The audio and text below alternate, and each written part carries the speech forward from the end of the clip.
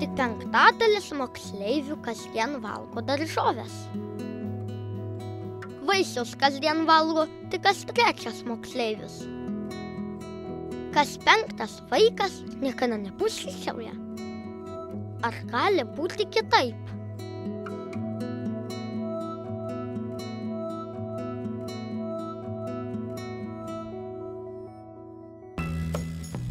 Aš esu Rokas, man 7, čia mano geriausias draugas Augustas. Visi, kas netingi, mus moko. Valgykit daržoves, būsit sveiki kaip ridikėliai.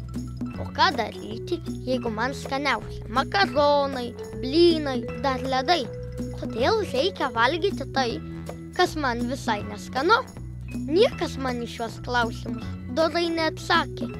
Kol vieną dieną į darželį atkeliavo mergina iš Vilniaus visuomenės sveikatos biuro. Labadiena, vaikai. Labadiena. Mano vardas Daina.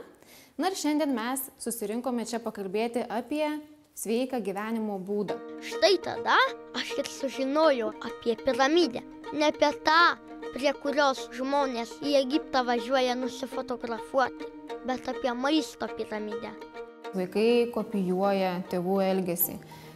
Nepakanka, pavyzdžiui, mamai pasakyti teoriškai taip, kad to valgyti negalima, arba atvirkščiai, kad reikia vartoti daug daržovių. Bet jeigu mama tų daržovių nevartos, tai vaikas nevartos taip pat.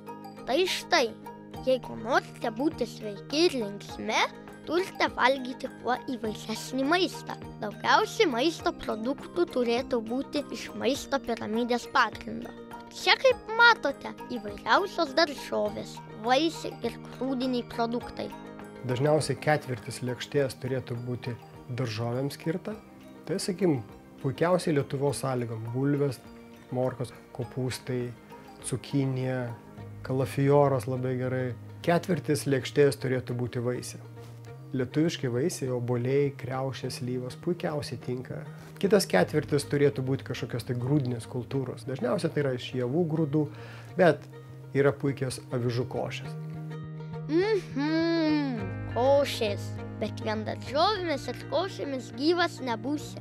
Todėl labai svarbu kiekvieną dieną paragauti mėsos, žuvies, kiaušinio ir išgerti bent stiklinę pieną. Mėsą reikia valgyti, nes tai yra geležies, cinko šaltinis, kad nesusirgtum mažakraujystė, pieno produktas, tai yra kalcis, tai yra vitaminai, tai yra svarbu tavo kaulam. Na, o apie saldainius, pyragėlius ir bulvių traškučius nepasakosiu. Jie yra pačiame maisto piramidės smaigalyje, todėl jų valgyti reikia kuo mažiau, nes tai maistas šiukšlės.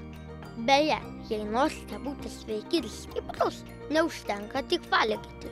Geriausia būtų kasdien sportuoti, bėgioti, lankyti baseiną ar žaisti futbolą. Aišku, jeigu labai tingėsi, galima ir ramiai pasivaikščioti. Svarbiausia, kad pakeliui nepasipainiotų kioskelis su bulvių traškučiais ir saldainiais.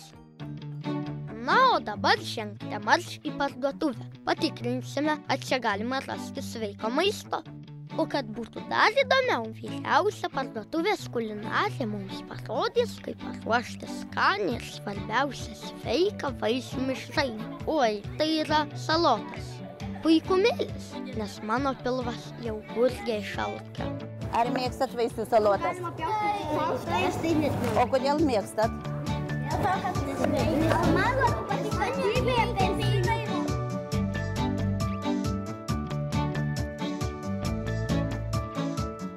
Aš 2 metų vaiko tėtis. Žinau, kad vaikai mėgsta valgyti skaniai.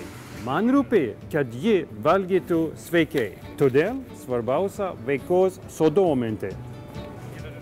Reikia leisti jiems rinktis maistą parduotuvėje ir patiems jį gaminti.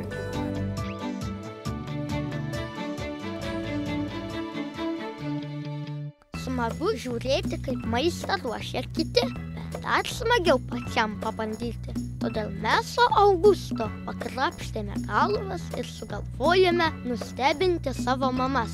Paruošime joms vaisių salotas, kurias išmokome pasigaminti parduotuvėje. Ir pakviesime jas į iškilmingą vakarienę. Paskui, kai išeis į mokyklą, kai gaus kišenpinigius, kai turės laisvę, va tada ir bus turbūt problema.